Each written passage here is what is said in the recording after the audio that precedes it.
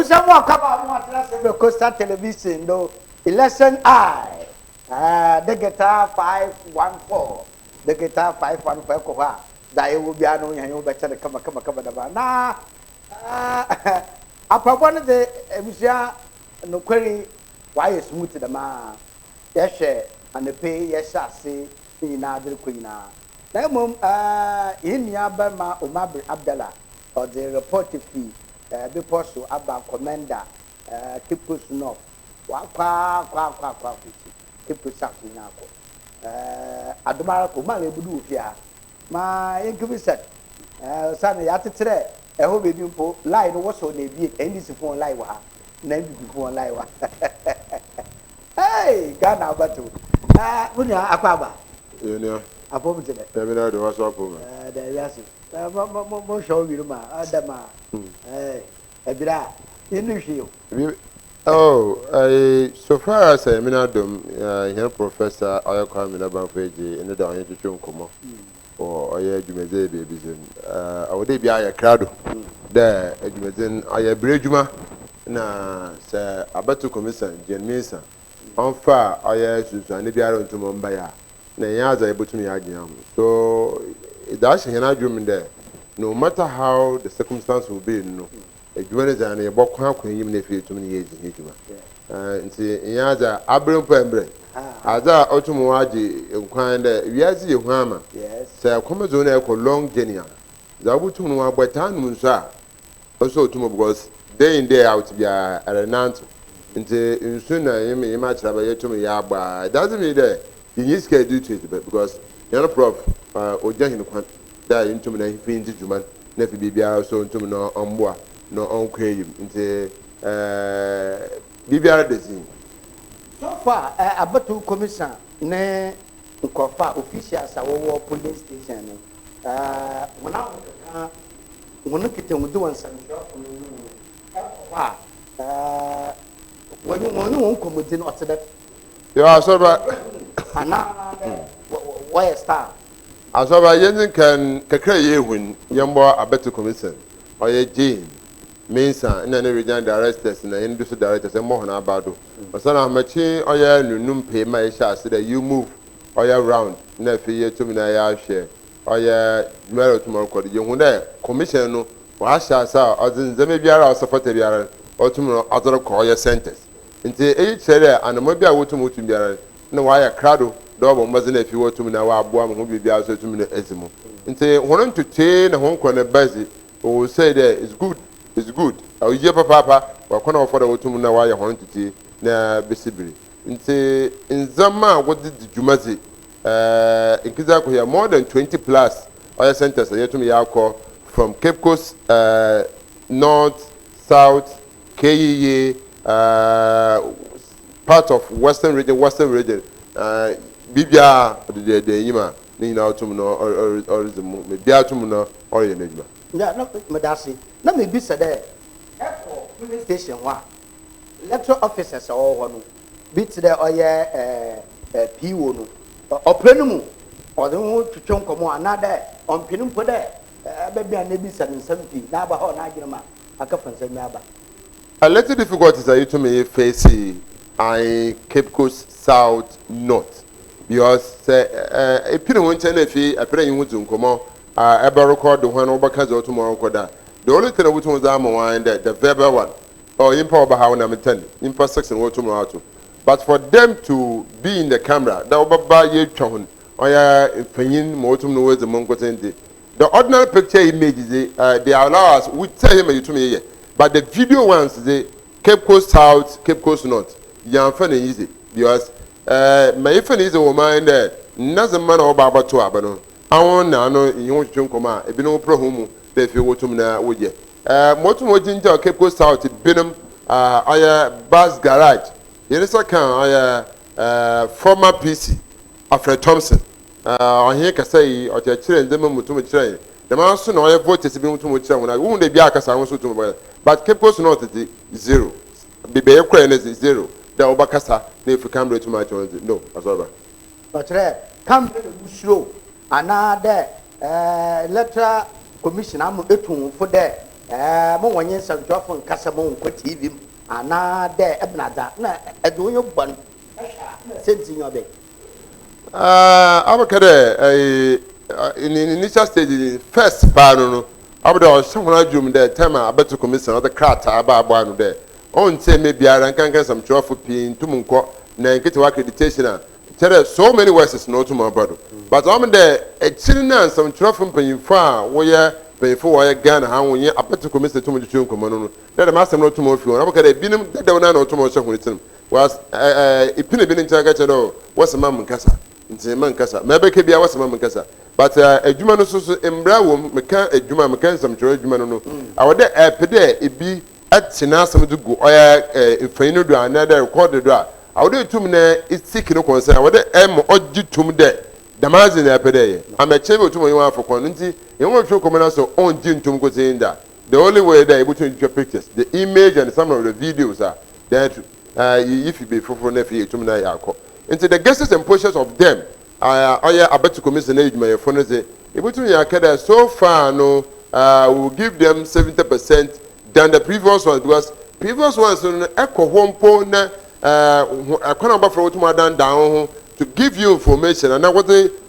show to them you'll find it difficult but this year 2024 elections about commission age my yin biara bakon nchen biara so ama a video now you can take pictures so our men take pictures are ebutum na bibia ho bia ho na wo ko wo ba tumi twonfan then can no first but ko minjina ha kijina hon ahun there the guests and process of ayina ye to aba ahun wo tum ye djuma bamba for part time ayefo ahun na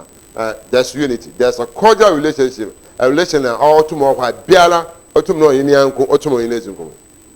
but as ebusia ya lesson I Coastal Television Degeta 514 na yegude na yereshe Umar bin Abdullah na proba and the pay osase orobo Oma memisa enti da no ayin property na ekra ya na da probo no no ikishia obi a ona wan verify nti wontum ama no kwan wanto aba ana bibisu no kwan ma ebientu wanto aba na. Right, so before that, I'm to my boy, baby, so can is PCB. Na Makade, Iron Sodo, that is KE, commented, na go for a brim. Iron Sodo, commission, Simon Wutumoye, Jumano. I can't offer that Wutumoye to Yizunko, Ebo Nabado. The man you call ye Biposo, or be a friend, Shama Kumasi, na Shama Johnson. There's you were Western region. Awu nyina no akọ na fi edem ho azi na uhu azo san wo kwen mara pe akran ho bo twonkomo a gba na wenweje ogomonye begeje ho wenweje na tere opera wonye twonkomo ade be pe bia tum bi so na tum na wotum nzeba na che hu na ebo ho na baado wadam ahokeka wotum na wohye ye na asem bi say de ebi wa wo ntere mo nto aba that the only place baby call anyanyu sodo papa no Joseph Sam you were Albert Sam Joseph Sam na Michael Sam we ya ba tan ko number na wan fa bi biara ntuma nhya oye hunizenem into Joseph Sam ahia ma sabi mention na hobamam the guesses and process of Joseph Sam the same thing as and process of him means the height of them the same thing and say what ba what's the yantafo and say you den fanyin na ba and say e mama mpanyifu we yi abefofo na fie to because it be saying there we yantafo so yantafo we enuanom and you be saying abedinti awo for Kofi the first question you be saying our friend also friend Uncle Kofi because why the one for Uncle Kofi and share or Joseph Kofi Sam to identify and kind of friend Albert and Albert no on to matter about Kofi the same day about Albert the same day one the same day different about or different days into this shema also no same name is you know the Hashim into fun Joseph Sam Sam Michael Sam no we still so have pepe who did tell me have pepe well I know Joseph Sam over all about to aba masa try na yi ma owo ho you twan ni tim komo what's what aba by almost 30 minutes na me tell me na professor yembra ehwo no na epede yi tumi hu the rest was why there nation wom bibia kire and the pioneer kwakoto aba yene nsa okire there ya kwakoto aba but in hwe ne se ne hinara idu ne hinara kwakoto aba na so ne se ne hinara kwakoto aba won fa yake bibia but still now what's that kwakoto aba and so say nyaza there kwakoto aba onye aha no it's na jinjebia no onto ada na ọsọ abato ababi abato ọgá ni ọtún mọ́tò bi ẹni ebi sẹ ẹ ẹnfida ọtún aba ọsọ ẹnfida ọtún aba ẹni ebi sẹ ọtún aba ni wọ̀nyí ọsọ wọn ọtún ni wọn ọtún wọn dìfẹ́ wọn dẹ àfi commission ọ̀pẹ dẹ dọ́mìnì ọ̀pẹ dẹ dọ́mìnì yẹ kẹsì nti bèbí yìí kọ́ yìí náà 200 300 400 200 300 kasi bíi 600 náà wọ́n tún ẹ̀wọ̀n dẹ̀ nǹkan náà bẹ́ẹ̀ ọba kan aba 1000 na nyimpa owie abato no kan nti commission ntẹmọ ni mu ayé nkẹtẹnkẹtẹ nti wọ ọyẹ ayinsodo market place ọyẹ tool wọn ntọ abọ wọn ọmọ ọsẹ mu ntọmọ afi dàmẹ tàbí nínú àná mìíràn wọ àwọn yà wọtọ aba nti ọ̀ntàsẹ ọyẹ Joseph Sam ano wọlé àfi wàtò mu wàtò aba ntàsẹ àtàn yìí tún yìí fi center hɔ nti more than 30 minutes yìí tún yìí zi yìí no na kyerɛ Mr. Joseph Sam yàrá do wetí ẹni mu wọtò mu wàtò na emu ne nwa abiri paa. Kamu asemi ame mpa cheme baby osande ye nuanom yese but I could the Joseph I could the Robert the Michael Samu Sir Frank Samu ye na say yen say name ye Sam but on nche there munia or the Michael kwa mo so the Robert kwa the same thing no nti oya saba ebia abatu commission poroshe mpọbọtọ aban ne dinin na ebia ohun samanala na ntamhanala ebi o mark ne nyima nti obeyiye de senche abatu commission na de ana opina ba ya onka fani na nambra na obia anwa bie no migina ho ankra ba ha nyom aba ha eboto aba nyom to aba mo hwe wonsa na weyi ne nsa no da che na o yeda da papa no kona oboto aba obed nti okisi da kamo. The latest result gave percent of all also now they do in the Moaba and the Wafre or the Key Commission. Whatever. No, son, we invite Joseph Sam will feed Umbra. Now we'll try the Wafre or Yamian, so that Mama can. But I bet to commission need you my phone, any year crown, Santa Biara, any year crown, five people, another 3 people. I know to me more center. When you now know, improbable would get to me there. Joseph Sam Amotoaba. Good. Joseph Sam Amotoaba. But machine now commission order you Jumano. Machine with the from the name of Joseph Sam. Wow. Already. The Shama Joseph name I be pa. In Sierra Man no Nancy Dope. No you oya Musun Sando. But now you say and tell you go for. So what to me if you want. In Tasa the latest say to me here and there. Joseph Sam way back to Wasaba Center. Wo friend nuanom nkaya wokita sam no aba abetu commission oye extra team roko oye ayonsoro na fi iwia wotum na wahwede wo ba kan oye nazema wotum na watu aba wodama anapa wo sha so nunsan kisi bere na dama kiskasa wotum no wesi na fi wotum na wahwe na bibia so wotum na ye batebo oye keyi ayonsoro community mo na ba do o se na yehwe na masemi so si community bia how do you baga budie baya kama you baga wallahi nti abaya isampi nti that's the case I would wotum na wo hwere mo obede biara no obotum na wasesa na efi wotum okuni de obo kwana pa wotum afwas be mo dina onji ntum da aboto na kan abusia yabada Omar bin Abdullah hintima utanu wobro abrobo alubina no yabada masi na mu yifi the election Coastal Television de 514 yoro na da mu dia no ekwa de no becha kama ma Omar nti abrobo na so far se mo tofa na de ko twitwa wi na ya hweda o de hinini ya kafa police station kwani bi sisa no kesi already ba ne ba sa wo abeto ko bisa obe na press conference onye nsabjofo bidesia and be ya na da roma nsabjofo mun ba ta so onye nsabjofo she nsabtu mun enyum ni na ya ma ile ushafo wa kama na ma ete so far no ko ni na tofa na wekisi ya asoba mo bo so ya tofa me nka mo boy me team am ho kwa ba no especially my boss aya Cameron lady Benis ampuma yebona ba do papa wo oye mazina wotum na waye na hi chief driver oye labi yebona ba do sene bia yikafa ya nkwa wonse yazina is very very good for you able to me for now so chief driver ya minado oye akodo otum na wasa hi chief anyama nti mo boy me team a me onkwa aya ba na ya na mo ha ba do papa ya ma so na oye efie awon so wotum wo juma ha osane yeze ba no ye be mo ntuma se ne ya jannaze ma wo fi nche won sane tum ka wo hwe oya election eye Kosa TV ntuma nko nche mo bo bia na ba do wotum na waji dwedin mo bo oya hini panyi na ba do ai Professor Kwame na ba fa je ye bo no na ba do se o se yin kwan me bu twa foforo na o se ye foforo ni ya to se nko nte bo bia na ba ni nyina na chire no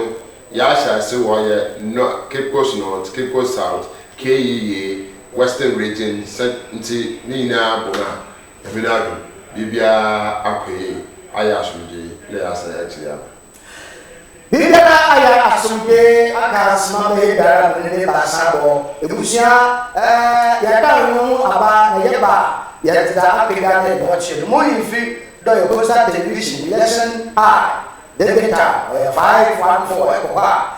they will get a new budget. It's the neighbors of Pepe, Yaboko, Oya, Naya Papa to Commissioner say, na Nsabjofo Shemu, Yakafa, and only if you are, Nachi, a Pabanaran, and I Yerko, baby, I want to a babyano, Ebusia, and the Hong Kong teaching, and the Babla.